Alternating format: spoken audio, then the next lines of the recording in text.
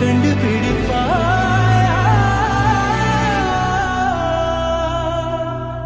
காற்றேன் வாசல் வந்தாய், மெதுவாய் கதவு திறந்தாய். காற்றே உன் பேரை கேட்டேன், காதல் என்றாய். நேற்று நீ எங்கே இருந்தாய்? காற்றே நீ சொல்வாய் என்றேன்.